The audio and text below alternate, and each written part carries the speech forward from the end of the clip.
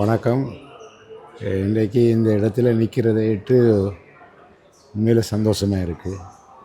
இந்த வாழந்தமிழ் என்ற தலைப்பில் ஏமோவனும் அவருடைய அமைப்பின் நண்பர்களும் சேர்ந்து செய்கிற இது ஒரு பெருங்கனவின்ற தொடக்கம் என்று நான் நினைக்கின்றேன்.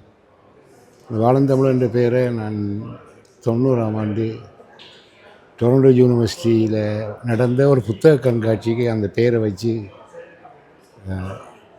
செய்தேன். நான் அந்த எனக்கு இப்போவும் அந்த ஃப்ளையர் ஞாபகம் இருக்குது. அதுக்கு மேலே பாரதியில வசனத்தை வானம் அலைந்து அனைத்து மலர்ந்து வளர்மொழி வாழியவே அந்த வசனத்தை போட்டு செய்தேன். அப்போல்லாம் இப்படி அந்த காலத்தில் எனக்கு ஜேமோனி எனக்கு தெரியாது, பார்க்கல. அது பிறகு ஜேமோன் 2000ஆம் ஆண்டு கனடாவுக்கு முத்துலிங்கம் கூப்பிட்டு வந்து எங்கள் வீட்டில் நின்றபடியாக ஒரு உறவு உருவானது. அதுபோல் நட்பு, அதால் இந்த இலக்கியமும் சில மாற்றங்கள் வளர்ச்சியை கண்டது.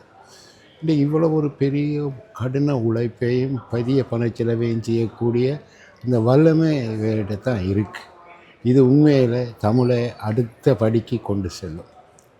இது ஜேமோனுக்கு முதலே இதுபடியான முயற்சிகளில் பல பேர் ஈடுபட்டிருக்கிறார்.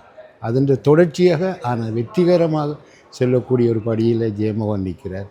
என்ற அவர்கிட்ட உண்மையான அந்த உண்மையும் உழைப்பும் இருக்குது. அவருக்கு பல நண்பர்களின் ஆதரவு இருக்குது. இன்றைக்கு நான் இங்கே நிற்க ஒரு பெருமிதம் இருக்குது. அந்த வாழந்தமிழன் பேர் உண்மையான அர்த்தத்தை பெறுகிற மாதிரி ஒரு பெருமிதத்தை நான் பார்க்கின்றேன். இது மென்மேலும் வளர வேணும். தொடர்ந்து எங்களை தமிழ் முன்னுக்கு போக வேணும். உலகக்காரங்களுக்கு நாங்கள் உலகத்துக்கு தமிழ் எவ்வளவோ கொடுத்துருக்கு. இந்த உலகம் தமிழுக்கு என்ன கொடுக்குறது அதை எதிர்பார்க்குறோம். இன்னும் இது நல்லா வளர வாழ்த்துக்கள். நன்றி.